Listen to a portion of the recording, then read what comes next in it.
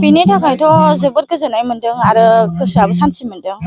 आरो मानि थाखाय जों इयुनाव बेसेबांबा संसार जाबोबाय जों दिनै जोंनि थाखाय फिसा फिसौ फरायनो थाखाय स्कुलबो गैया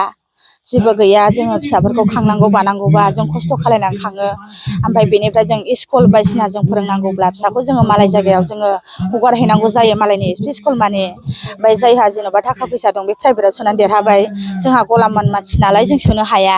दा बेनि थाखाय जोंहा जानाय लोंनाय जों बुहुद खस्थ' आरो ओमफ्राय जोङो जेबो होफैया लामानि फारसे जोंहा असुबिदा स्कुलनि फारसे जोंहा असुबिदा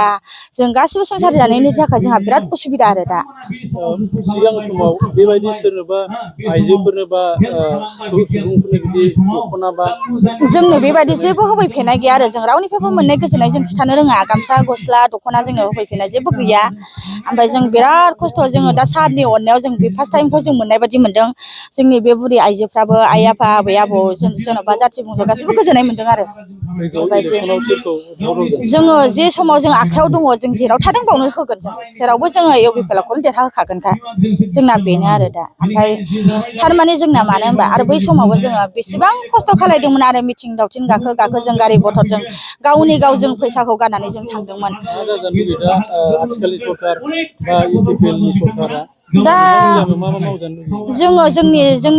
जोंनि गलाम संसारखौ जों नायजानो लुगैयो डेभेलप खालायजानो लुगैयो फरायनाय मानाय स्कुल तिस्कुल जों लुगैयो दैनि अरनि जोंहा जारला आरो इयुन समाव जोङो मालाय जायगायाव थांनानै जाहाथे दा फरायहैथों जोंनि थाखाय साया नांगौ आरो बेबायदि जानानै दं आरो ओमफ्राय जोङो बै समावबो जों अरुनदया मोनगोन होनना जों हाजारसे थगायजादों बावबो जों हाजारसे थाखा लानानै जों जाजादों दा नोंथांमोननि लिस्टखौ लांदोंना लाङाखै लांदों दा बर्थमान दा फैया बे खाफालनि खोथा जों बेखौबो जेबो दाबाद जावा गैया आरो जाने जास्ट जोंना बुंनांगौआ बेनो रायजोनिखौ लांदोंबा जोंखौबो लांनो हागोन होननानै जों होनाय जादों आरो औ बेनो बुंनाय बाथ्राया औ जोंनो जेरैबाबो स्कुलखौ नांगौ स्कुलनि थाखाय जोंनो नांगौ जोंहा फिसा गथ' दङ जों गोजानाव जों प्राइभेट स्कुलाव जों होसो जों सोनो हाया जों गलाम गोजा मानसि जोङो सरखारनि माबाखौ जों लानानै जों हास्थायनानै दं आरो दासिमबो स्कुलखौ बेनो आरो जोंना बे एल पि स्कुल जानांगौमोन दा जोंना ICDS निल' दं गथ' फिसा फिसानिल' दङ ओमफ्राय जोंना क्लास 1 क्लास 4 2 बिनिफ्राय गैया आरो 5 सिम गलांनांसिगौआवनो जोंनाव गैया आरो दा जोंना साबेसे माने जोंना गामियाबो गिदिर नालाय बहुद बयनिबो फिसाखौ आं बुंनो रोंला आरो बुरजा दं आरो जोंना गामियाबो गिदिरखा बे स्कुला जोंना 10-12 बोसोर जाबाय नामा बिदिसिम आरो जोंनि बै सिगांनि बिहाव बिखुनजो बिबै बिबौ थैलांबावबाय आरोखि दासिमबो जोंनि स्कुला सिकिउरिटि जानानै फैयाखै आरो जोंनो थारमाने जोंनो स्कुल नांगौ लामा नांगौ जोंनो थानो थाखाय जोंनि गथ'फोरनि संनाय जानाय थाखाय नांगौ साया सायख्लुम जोंनो नांगौ बेबायदि आरो अनेकथा रोखोम दङ जोंहा जों जास्ट मालायनि फोथाराव फुटबल दा गेलेथों जोंनि फिसाफ्रा जोंनि सायावनो जोंनो नांगौ बे फुटबलखौबो बेनो आरो जोंना अनसुंथाइ होनायखौ जोङो जोबोद मोजां बाख्नायदों जोङो गोदो BPF सरकारनि आमोलनिफ्राय जोङो बे बड'फोर गामिया 17 बोसोर सालायनायाव जोङो जेबो मोनाखै दा दिनै इउपिपिएल सरकार जानाय लोगो लोगो जोङो कारेन्टबो मोनबाय आरो लामायाव हाथर थरसे गोग्लैयाखैमोन आरो न'बो मोनाखैमोन जों गंसेबो बे गामियाव आरो माबा मा होनोमोन कारेन्टबो गैयामोन जों दिनै न'बो मोनबाय कारेन्टबो मोनबाय हा पाट्टाबो मोनबाय जों दिनै बे इउपिपिएल सरकारखौ दिनै बिराद मोजाङै बाख्नायनानै जोङो दा इउपिपिएल सरकारजोंनो गोजोनै सिथाबनानै दङ नोंथांमोननि गामियाव आरो मा जौगानायनि खामानि मावबावनांगौ होनना सानो जुदि इउपिपिएल सरकार दायोब्ला जोंनो दा नांगौआ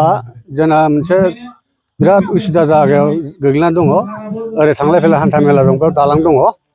जोंहा बेखौ मावनांगौ दंमोन आरो जोंना नैबे कमिटि हल गैया कमिटि हलनि सोमोन्दै नांगौमोन साननैसो सिगां नोंथांमोननि गामिनिफ्राय मानि थाखाय बिपिएफआव थांदोंमोन मानि थाखाय मा जानाय दा जोङो बे बिपिएफआव थांनायनि सोमोन्दोआ जोंनि गामियाव जेबो मोनथियाखैमोन जों देग्लायसो दानानै दोनजानाय गावब्रामोन बे गावब्रायाबो जोंनि इउपिपिएल मानसिखामोन दा हथारै गावनिनो उख्राजोंनो गावब्रा लाब्रबनानै गामिखौ बुरजा सुमजा लेंखां हरसेया रायज्लायग्रा माया बियो हथारैनो रायजोखौ लेंखांनानै ओइबासो मिटिं नालाय मिटिं खोनासंनायाव दा ओइबासो गावसोरखौ माला गानहोनाय जादों दा जोंना बांसिना फैबाय इउपिपिएलआव फैफिनजोब्बाय दा बिथांमोननाव जों सोंदों अनेक मानसिफोरनाव नोंसोर माला गानथायनानै मा थांमारसिगोन नामा थांनायाथ' जोङो थाङा जोङो फैसा रानना होफैबाय नालाय जों फैसा जानोसो मालाखौ गानदों ओरै जादों आरो रायजो राजाफ्रा बिसायख'थिया फैगासिनो दं नोंथांमोना अबे पार्टिनो भट होगोन? जोंहा बिसायख'थिखौ जों इउ पि पि एल खौनो होगोन जों रावबो सरकारखौ जों नायनाय नङा जे सरकार दङ जों बे इउ पि पि एल खौनो सापर्ट होगोन बनरगाव नोंथांमोननि बियाबाव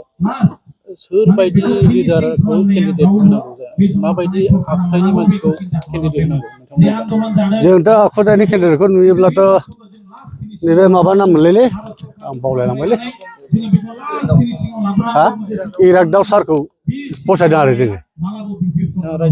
रायजोफोरजों रायजोनि खुला मनरभाबखौ जों दाख्लै जोंनाव फैखांबाय दिनै रायज्लायनाय होननाय बाथ्राफोरखौ जों हमदांनो हादों जाम्बा जाम्बि रायजो राजाफ्रा जों दा बेखौनो होजानो लुगैदों